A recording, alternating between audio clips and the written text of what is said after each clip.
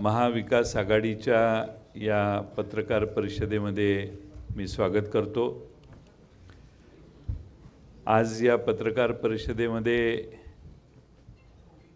महाविकास आघाडीचे सर्वांचे आमचे नेते आदरणीय पवार साहेब, उद्धवजी ठाकरे साहेब, पृथ्वीराज चव्हाण साहेब, बाळासाहेब थोरात, माननीय संजय राऊतजी, आदित्य ठाकरे, आमचे दोन्ही खासदार देसाई साहेब आणि सावंत साहेब, जितेंद्र आव्हाडजी, विद्याताई चव्हाण, मिलिंद नार्वेकर, सर्वांचंच मी या ठिकाणी स्वागत करतो। आपल्या महाविकास आघाडीने महाराष्ट्रामध्ये घवघवीत यश मिळवलं आणि तर आपणा सर्वांच्या समोर पहिल्यांदाच एकत्रितपणाने येते। या घवघवीत यशामध्ये शिवसेना, काँग्रेस, राष्ट्रवादी, शरदचंद्र पवार पक्ष, भारतीय कम्युनिस्ट पक्ष, मार्क्सवादी कम्युनिस्ट पक्ष, समाजवादी पक्ष, शेतकरी आप हा पक्ष, आम आदमी पार्टी, त्याचबरोबर महाराष्ट्रातल्या विविध संघटना ज्यांनी प्रचारामध्ये प्रचंड मोठी कामगिरी बजावली, जनजागरण केलं। खास करून निर्भय बनो ही जी संघटना आहे, डॉक्टर विश्वंभर चौधरींची, निखिल वागळे असतील, आदी ॲडव्होकेट सरोदे असतील, किंवा महाराष्ट्रातल्या वेगवेगळ्या संघटना, सामाजिक संघटना ज्यांची नावं प्रचंड मोठी यादी आहे, त्या सर्वांनी मिळून महाराष्ट्रात जनजागरण करून आज महाराष्ट्रातला हा विजय प्राप्त झालेला आहे। देशातल्या राजकारणामध्ये महाराष्ट्राने बजावलेली भूमिका ही अतिशय महत्त्वाची ठरलेली आहे आणि देशाच्या राजकारणामध्ये इंडिया आघाडीला जे बळ भारतातल्या जनतेने दिले, त्यातलं सगळ्यात मोठं लक्षणीय यश आणि बळ महाराष्ट्रातल्या जनतेने या महाविकास आघाडीला दिलेलं आहे आणि त्यानंतर पहिल्यांदाच आपण या ठिकाणी भेटलेलो आहेत। मी आमच्या सहकारी पक्ष आणि सर्व संघटना ज्यांचा मी उल्लेख केला त्या सगळ्यांचे आभार मानेनच, पण माननीय उद्धवजी ठाकरे साहेब, पवार साहेब आणि काँग्रेसचे दोन्ही नेते पृथ्वीराज बाबा आणि बाळासाहेब थोरात यांच्या वतीनं आज आपणाला या ठिकाणी महाराष्ट्राच्या जनतेपर्यंत पोचण्यासाठी आपण सर्वांना या ठिकाणी बोलवलं आहे। आपणही आम्हाला या निवडणुकीत सगळ्यांनी सहकार्य केलं। सर्व चॅनेल, सर्व वर्तमानपत्र, आमच्याकडे साधनं कमी होती, यंत्रणा कमी होती, जाहिरात देण्याची क्षमता 2% पण नव्हती समोरच्या बाजूच्या तुलनेनं, आणि महाराष्ट्रामध्ये निवडणुका कशा झाल्या याचा आपणा सर्वांना अंदाज आलेला आहे आणि किती खर्च एखादा पक्ष करू शकतो याचा आकडे जर बघितले तर त्या पार्श्वभूमीवर मिळालेलं हे यश 31 जागांचं हे फार मोठं आहे आणि त्यामुळं एवढं घवघवीत यश महाराष्ट्रातल्या जनतेनं दिलेलं आहे। त्या महाराष्ट्रातल्या जनतेला देखील आभार त्यांचे मानणे आवश्यक आहे। यासाठी मी ही पत्रकार परिषद सुरू करावी एवढीच विनंती करतो।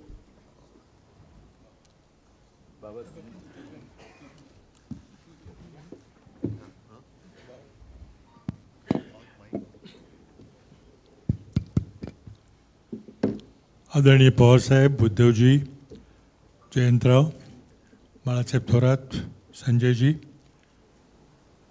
आमचे सर्व नवनिर्वाचित खासदार आणि मीडियाचे सर्व प्रतिनिधी, आत्ताच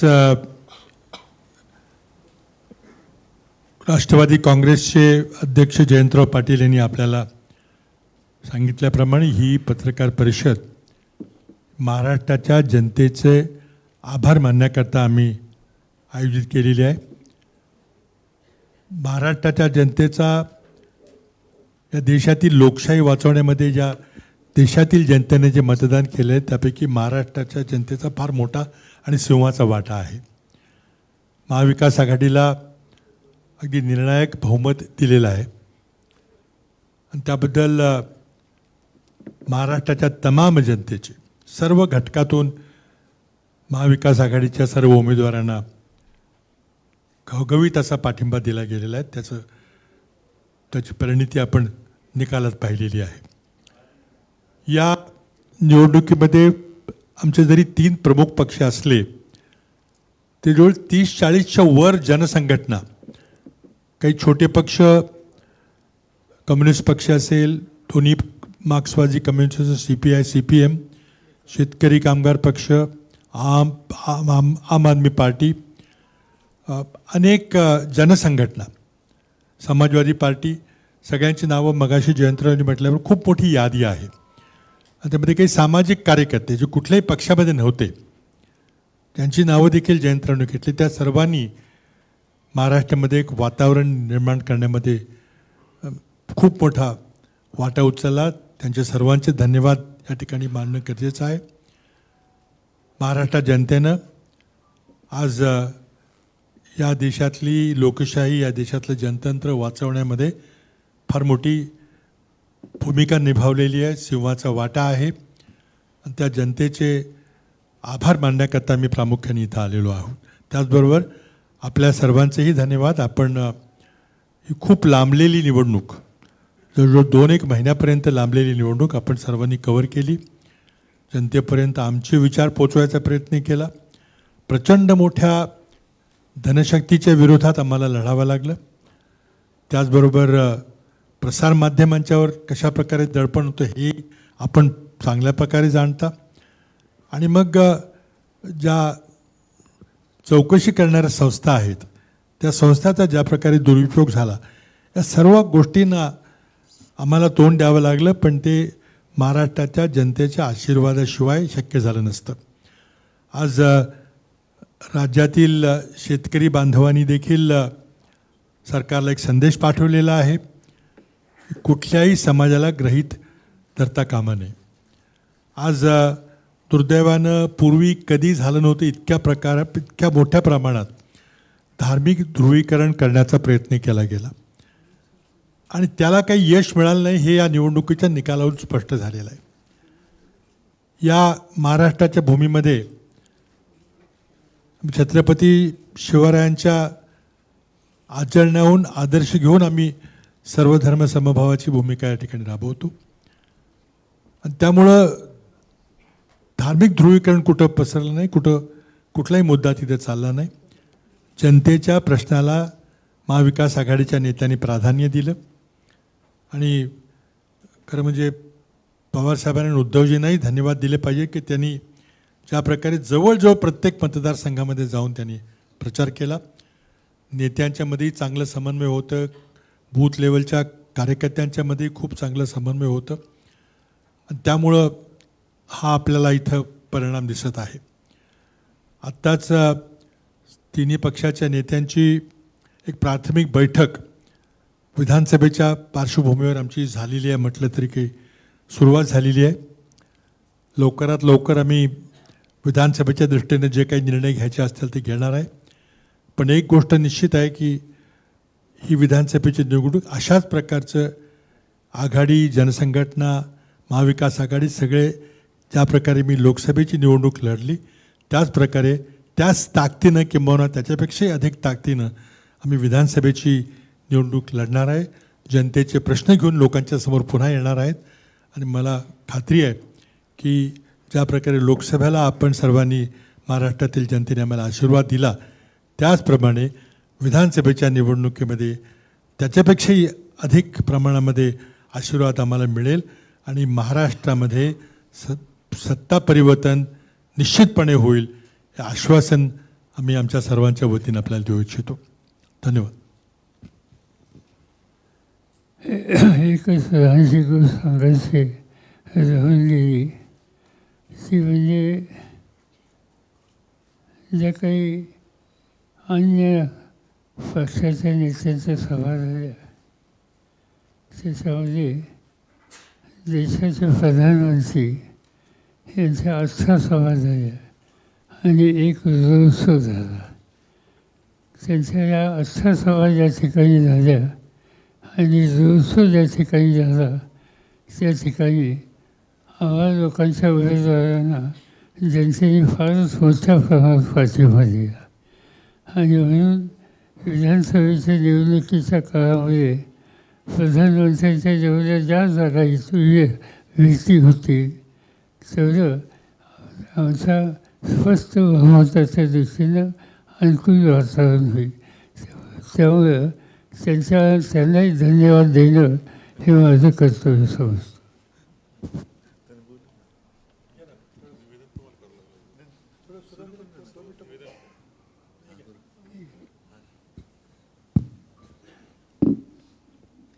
आदरणीय पवारसाहेब, माझ्या समवेत बसलेले महाविकास आघाडीचे सर्व मान्यवर आणि उपस्थित पत्रकार बांधवांनो भगिनींनो, आजच्या आपल्या या भेटीचा हेतू जयंतरावांनी सांगितला आहे, पृथ्वीराजजींनी सांगितलेला आहे. महाराष्ट्राच्या जनतेने जो कौल दिला आणि एक संपूर्ण देशामध्ये असं वातावरण होतं की भाजपाविरुद्ध कोणी लढू शकत नाही, हे अजिंक्य आहेत. तर अजिंक्यपणा त्यांचा किती फोल आहे, तो फोलपणा महाराष्ट्राच्या जनतेने ताकदीने दाखवून दिलेला आहे. म्हणून महाराष्ट्राच्या जनतेचे तर आम्ही आभार मानतोच आहोत, त्यांचे आशीर्वाद तर आम्हाला पाहिजेतच आहेत. इतर सर्वांनी म्हणजे ज्यांचा उल्लेख जयंतरावांनी केला, मग ती निर्भय बनो एक सामाजिक संघटना आहे, त्याच्यानंतर यूट्यूबच्या माध्यमातून निखिल वागळे आहेत, हेमंत देसाई आहेत, प्रशांत कदम आहेत, अशोकराव वानखेडे आहेत, रवीश कुमार, हे सगळेच एका धाडसाने जनतेचे प्रश्न हिमतीने ते मांडत आले आणि त्यांच्या मांडण्यामुळेच एक निपक्षपातीपणाने त्यांनी ती बाजू मांडली. त्याच्यामुळे जनतेला सुद्धा सत्य काय आहे हे कळत गेलं. आणि मी तर असं म्हणेन की ही लढाई फार विचित्र होती. आर्थिकदृष्ट्या असेल, यंत्रणेच्या दृष्टीने म्हणा, ही विषम लढाई तर होतीच, पण संविधान आणि लोकशाही वाचवण्यासाठी ही लढाई होती. आणि मला अभिमान आहे की मी माझ्या भाषणाची सुरुवात देशभक्त बांधवांनो भगिनींनो आणि मातांनो अशी करायचो. त्या सर्व देशभक्त आणि लोकशाही प्रेमी नागरिकांनी महाविकास आघाडीला आणि देशात इंडियाला जो कौल दिलेला आहे, ही एक जाग आता आपल्या देशाला आलेली आहे. आणि साहजिकच आहे, हा विजय हा अंतिम नाही आहे, ही लढाई सुरू झालेली आहे. येत्या 2-3 महिन्यामध्ये विधानसभा महाराष्ट्राच्या येतील, त्याच्यानंतरसुद्धा इतर राज्यांच्या काही निवडणुका येतील. मुळामध्ये हे जे काही आता मोदी सरकार होतं ते आता NDA सरकार झाले. हे सरकार किती दिवस चालेल हा एक मोठा प्रश्न आहे. कारण आमच्याबद्दल नेहमी म्हटलं जात होतं की युती, नैसर्गिक युती आणि अनैसर्गिक युती. तर आत्ता ते जे काही तिकडे कडबोळ झालेलं आहे दिल्लीमध्ये, हे नैसर्गिक आहे का अनैसर्गिक आहे हा सुद्धा एक मोठा प्रश्न आहे.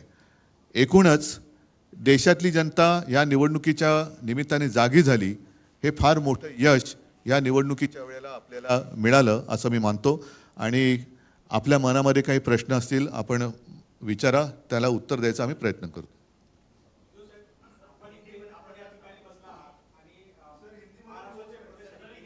हिंदी में बाद में जयंतराव बात करेंगे.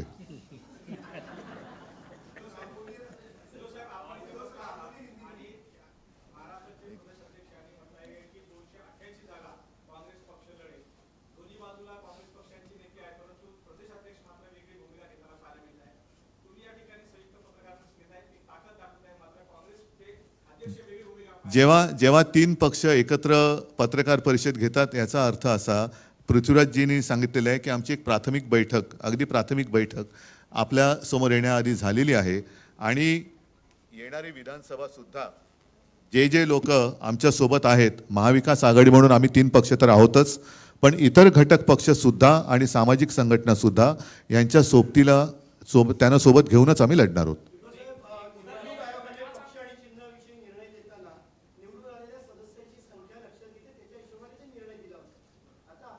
त्या निर्णयाला आम्ही सुप्रीम कोर्टात आव्हान दिलेलं आहे आणि त्या निकालाची अपेक्षा आम्हाला आता महिन्याभरात आहे. नाही, आता खासदार तर आमचे झालेलेच आहेत, पण मुळामध्ये तो निर्णय कसा अयोग्य होता हा सुप्रीम कोर्टासमोर सुप्रीम कोर्टाने त्याच्याबद्दल सुद्धा नाराजी व्यक्त केलेली आहे. म्हणून मला असं वाटतं की येत्या, कारण आता सुट्टी संपले सुप्रीम कोर्टाची, पण येत्या काही दिवसात त्याची निकालाची आम्ही अपेक्षा करतो. पण जनतेच्या न्यायालयामध्ये काय झाले जगाने बघितलेलं आहे.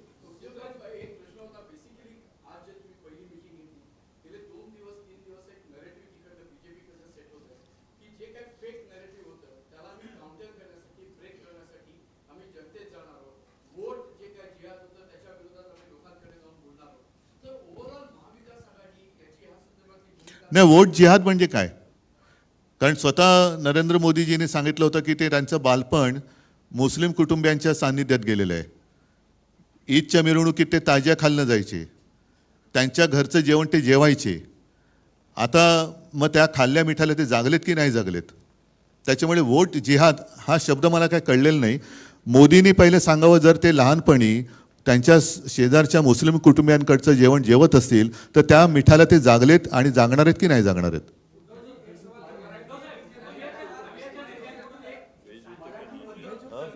नाही नाही, ते मी फक्त मिठाचं बोललोय. मीठ नॉनव्हेज आणि व्हेज दोन्ही जेवणात टाकतात, त्याच्यामुळे ते जेवण काय जेवले ते त्यांनी सांगावं. आणि त्याच्यानंतर त्यांनी गोवंश हत्याबंदी पुढे करणार आहेत का?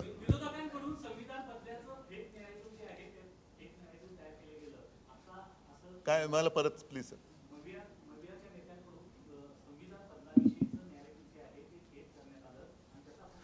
बरं ठीक आहे, यांना मतं दिली तर तुमची संपत्ती हे जास्त मुलं होणाऱ्यांना वाटतील, हे काय खरं नॅरेटिव्ह होतं? मंगळसूत्र उचलून नेतील, तुमच्या घरातले नळ कापून नेतील, तुमचं वीज, हे काय खरं नॅरेटिव्ह होतं?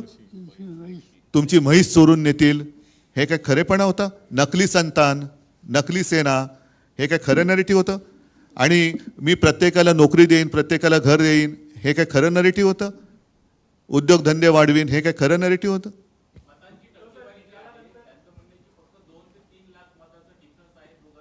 एकूण जर का देशाची लोकसंख्या लक्षात घेतली तर 140 कोटी पैकी मतदानाचा अधिकार वयाप्रमाणे किती लोकांना आहे ह्याचा आकडा मिळेल. आणि त्यापैकी भारतीय जनता पक्षाला किती मतं मिळालेत आणि उरलेली कित्येक कोटी लोकांनी भारतीय जनता पक्षाच्या म्हणजे मोदींच्या विरोधात मतदान केलेलं आहे, ही सुद्धा टक्केवारी सगळ्यांसमोर आली पाहिजे. मला वाटतं बाकीच्यांना जरा विचार.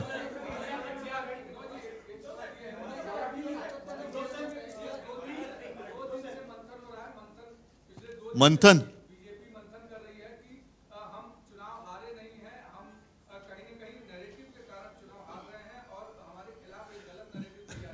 मतलब क्या?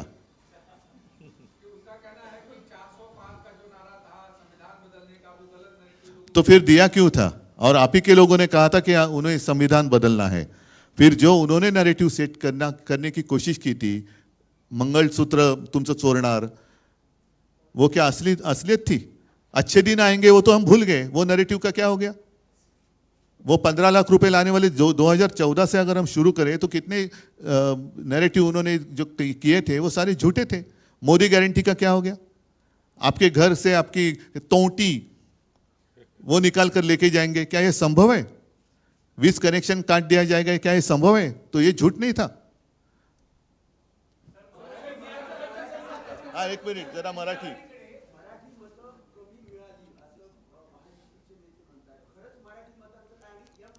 मराठी मतं का कमी मिळतील? काय असं काय कारण आहे? एम म्हणजे मराठी आलंच ना. एम मध्ये मराठी नाहीत. M factor. आणि मी तुम्हाला सांगतो, यावेळेला आम्हाला, मी अभिमानाने सांगेन की लोकशाही वाचवण्यासाठी सर्व धर्मियांनी मतदान केलं. त्याच्यात माझे मराठी तर आहेतच, हिंदूसुद्धा आहेतच, मुस्लिमसुद्धा आहेतच, ख्रिश्चन आहेतच, शीख आहेत, इतर सर्व.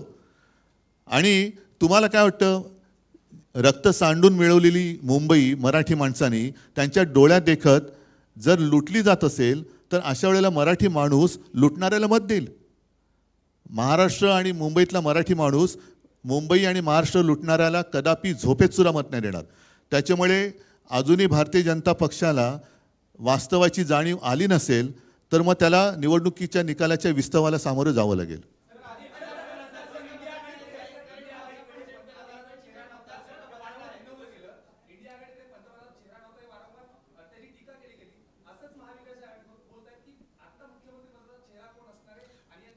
त्यांच्याकडे कोण असणार पहिला ठरवा ना. त्यांच्याकडे कोण आहे? आता प्रश्न त्यांच्याकडे पण आहे.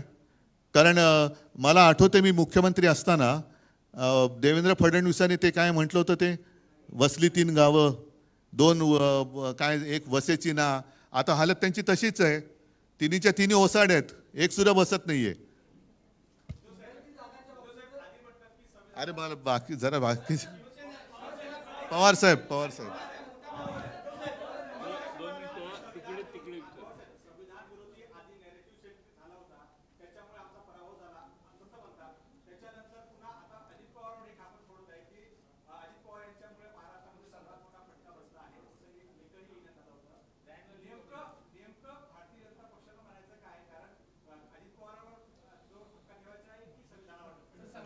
त्यांना त्यांना नेमकं एवढंच सांगायचं आहे की महाराष्ट्राच्या जनतेने आमचा पराभव केला. त्या संबंधीची कारणं अनेक आहेत, पण ते आम्ही आता बोलू इच्छित नाही.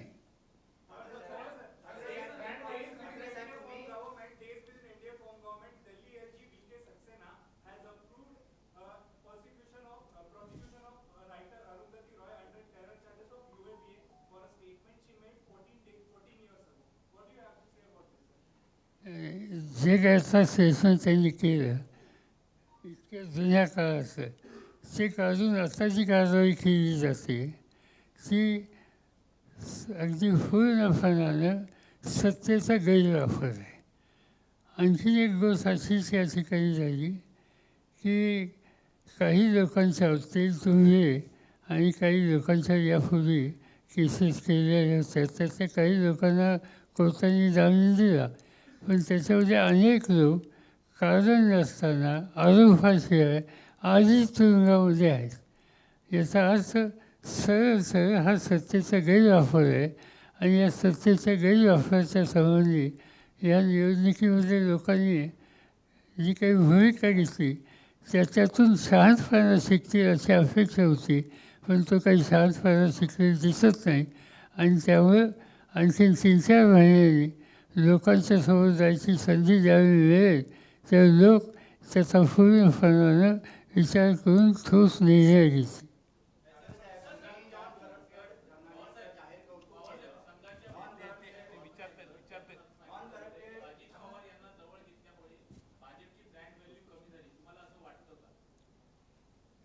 प्रश्न समजला नाही. अजित पवारने घेतल्यामुळे भाजपची ब्रँड व्हॅल्यू कमी झाली. त्याचा काय, त्यांचा अनुभव काय तो त्यांनी सांगितलं. आम्ही त्याच्यापेक्षा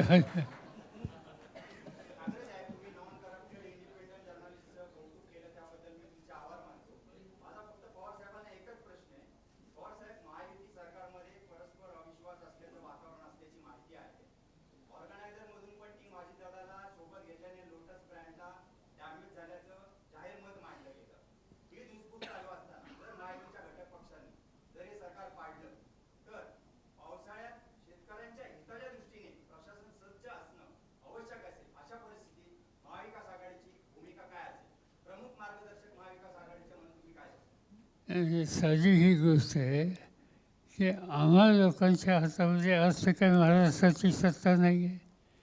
आज सत्ताच कुणाच्या हातात तरी काही मी सांगायची गरज नाही. आणि तुम्ही म्हणता तशी परिस्थिती आज तातडीने येईल असं दिसत नाही. आणि तर आम्हाला आनंद आहे.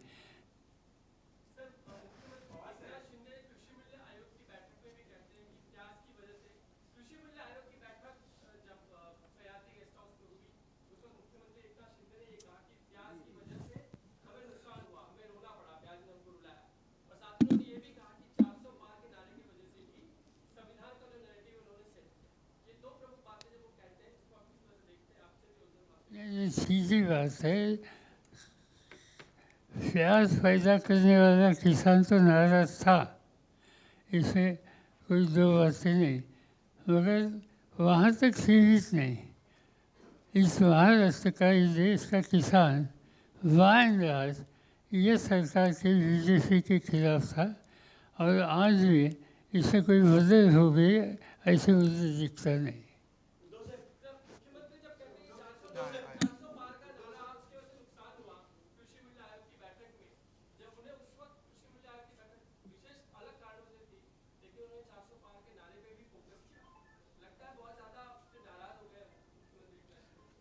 छोड़ो, हर एक का अनुभव अपने पास होता है।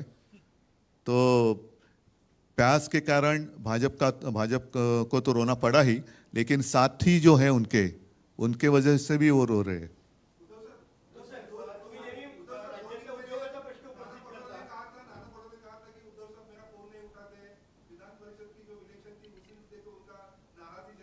तो झाला, विषय संपला. त्याच्यानुसार आम्ही निर्णय पण घेतला. कोकण पदवीधर मतदारसंघामध्ये आम्ही काँग्रेसला तिघांनी मिळून म्हणजे दोघांनी, काँग्रेस व्यतिरिक्त आम्ही दोघं आहोत आणि बाकीच्यांनी पाठिंबा दिलाय. आणि इतर 3 जागांमध्ये काँग्रेस राष्ट्रवादीने आम्हाला पाठिंबा दिला. आरोप नाही, वस्तुस्थिती आहे. कोण?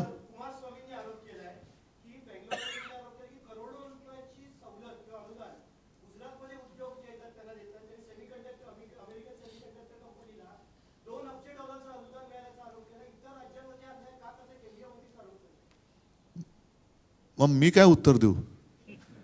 त्यांनी पंतप्रधानांकडे उत्तर मागायला पाहिजे, कारण त्यांना पाठिंबा दिलाय. आणि मी माझ्या प्रचाराच्या भाषणात सुद्धा सांगत होतो की आमचा गुजरातबद्दल काही राग नाही.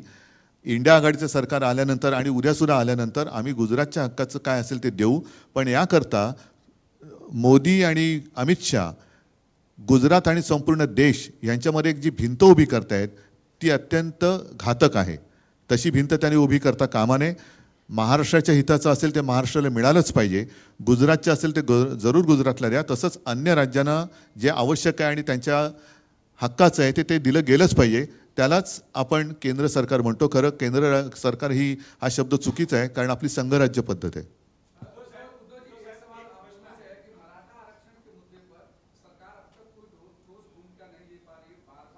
हम सरकार में नहीं है. जिनके हाथ में सरकार है उनको पूछो.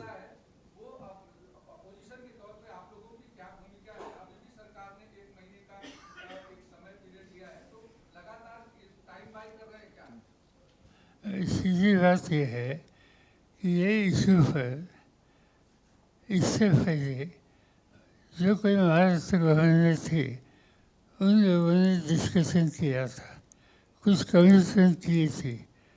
जो वहाँ बैठे थे अनशन पर, उन्हें कुछ कमीशन की, मगर इस पर अमल नहीं हुआ और इसीलिए फिर ये उपोषण का मामला शुरू हो गया. जो कुछ बातें सरकार ने एक्सेप्ट की थी, कमिटमेंट की थी, इस पर जल्दी से जल्दी अमल करना ये फर्ज आज ये गवर्नमेंट का है. ये स्थिति हाथ के बाहर जाने की नौबत न आना, इसकी आज आवश्यकता है सामाजिक दृष्टि.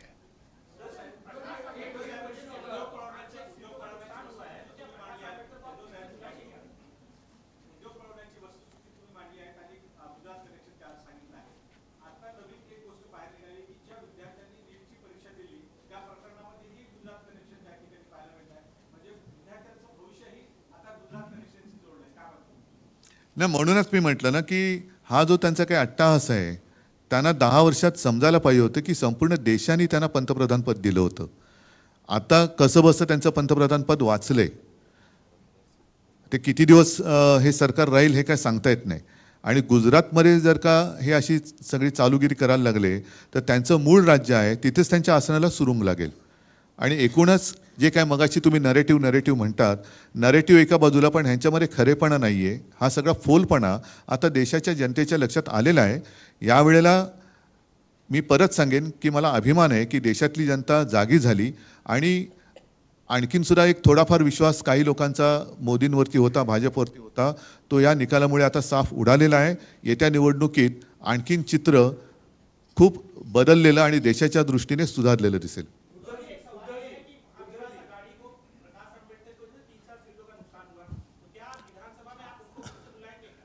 देखो, पहले ही जैसे जयंतराव जी ने कहा, जितने लोग हमारे साथ अभी रहे और उन्होंने संघर्ष किया, हम उनको लेकर आगे जाएंगे. और कुछ लोग अगर आना चाहते हैं, सिर्फ ये या वो ऐसे नहीं, तो खींचातानी किए बिना अगर वो आना चाहते तो देखेंगे. लेकिन मैं जिसका नाम आपने लिया वो नाम लेकर मैं कुछ नहीं कहना चाहता. मैं जनरल बात कर रहा हूँ. ठीक है.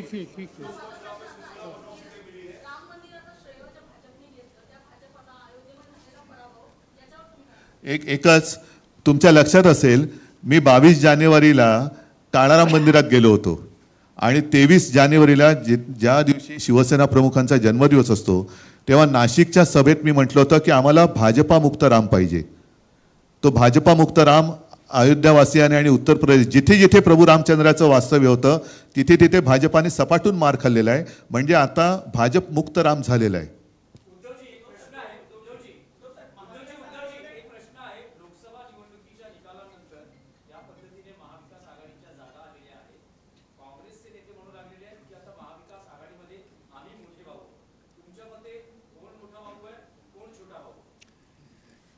हे पहा, या निवडणुकीमध्ये मोठा भाऊ छोटा भाऊ वगैरे काही चालणार नाही.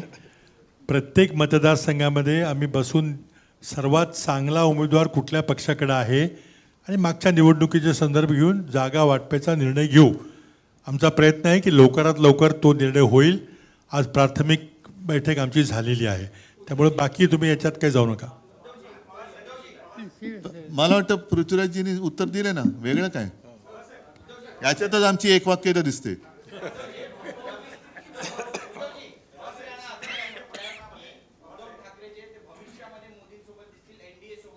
कोण ठीक आहे.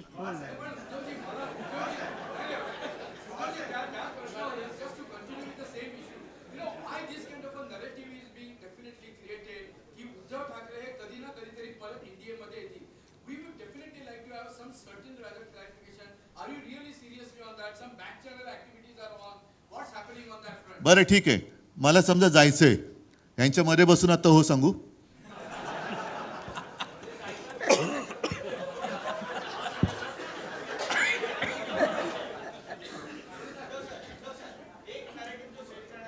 अरे तुम्ही नरेटिव्ह तुम्ही खरेटिव्ह वरती आहात.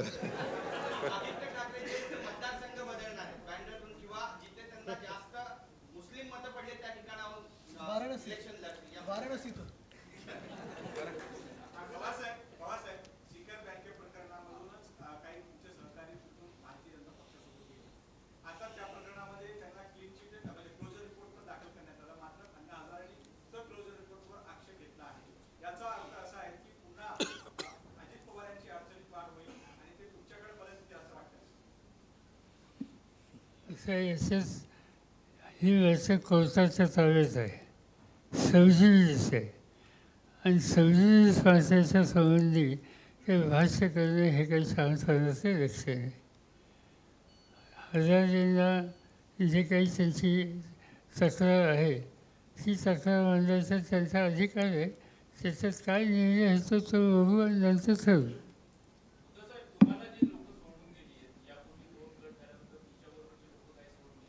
अजिबात परत घेणार नाही. पुढे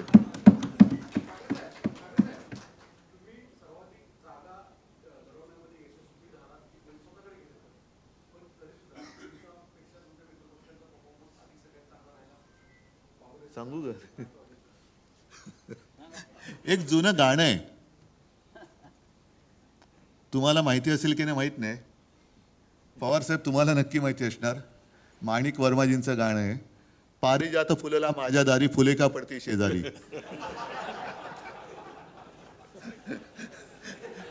पण तरी देखील आम्ही पारिजातकाला खत पाणी घालायचं काही सोडणार नाही.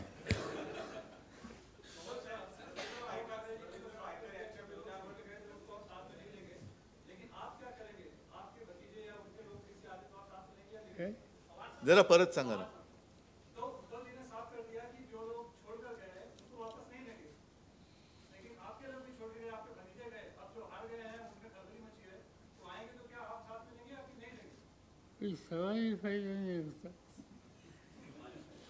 बघा याच्यामध्ये एक सॉरी पवार साहब, एकच मिनट नहीं एक ही मिनट.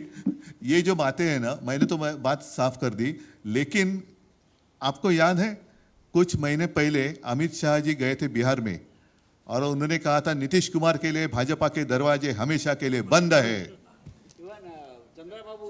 चंद्रा बाबू जी के लिए भी बंद है.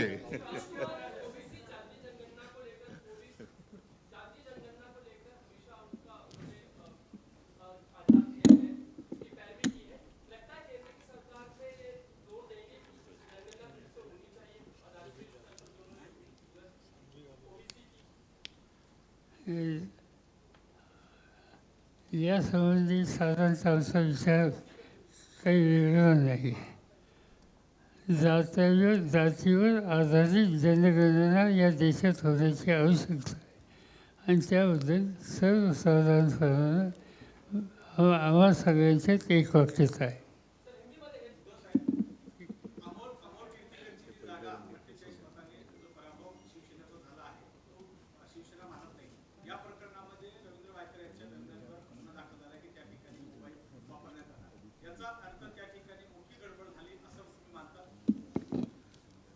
मानत नसतो तर कोर्टात का जाऊ आम्ही? आम्ही कोर्टात जातो आहोत आणि खात्री आहे आम्हाला की तिथे जे काय घडवण्यात आलेलं आहे, घडलेलं नाही मिळण्यात, घडवण्यात आलेलं आहे, हा बोगसपणा कोर्टामध्ये सिद्ध होईल.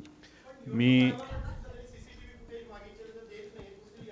बघू ना, मी आता सगळी माहिती घेतली असं समजू नका, कारण मी वकिलांशी वगैरे सगळ्या तिथल्या लोकांची चर्चा सुरू आहे. रोज मला जेवढी पाहिजे तेवढी आवश्यक माहिती मी घेत असतो, पण आम्ही कोर्टामध्ये जातो आहोत आणि मला खात्री आहे की यातला गडबड घोटाळा हा आम्ही बाहेर काढू. त्याच पद्धतीने देशात सुद्धा काही ठिकाणी अशाच पद्धतीने निवडणूक निकाल लावून घेण्यात आले असं कानावर आलंय, तिथली सुद्धा लोक कोर्टात जात आहेत.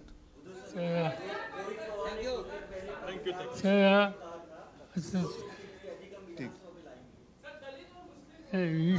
आहे, थोडा कुछ आगे के लिए बाकी रहे. आपण एवढ्या मोठ्या संख्येने आलात त्याबद्दल तुम्हाला सगळ्यांचे आम्हाला आभार. मी नमस्कार. आपल्या सुरुवातीला जे करायचं होतं ते शेवटी करतो. आदिती नलवडेंना मी विनंती करतो की उद्धवजी ठाकरे साहेबांचं स्वागत त्या करतील. आम्ही होस्ट आहे. जितेंद्र आव्हाड साहेबांना मी विनंती करतो की त्यांनी आदरणीय पवार साहेबांना पुष्पगुच्छ द्यावं.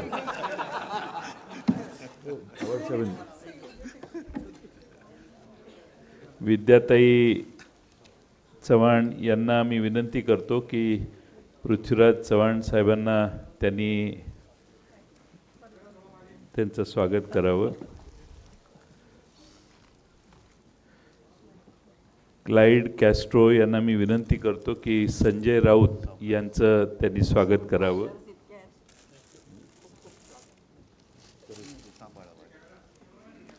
आदिती नलवडेंना मी विनंती करतो की माननीय बाळासाहेब थोरात साहेबांचं त्यांनी स्वागत करावं आणि आदित्य ठाकरे साहेबांचं त्यांनी स्वागत करावं.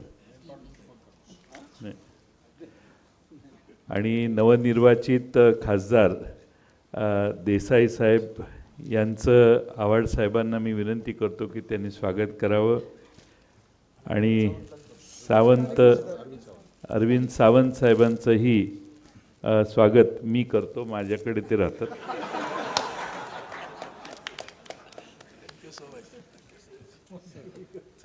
धन्यवाद सगळ्यांना. जय हिंद, जय महाराष्ट्र. धन्यवाद.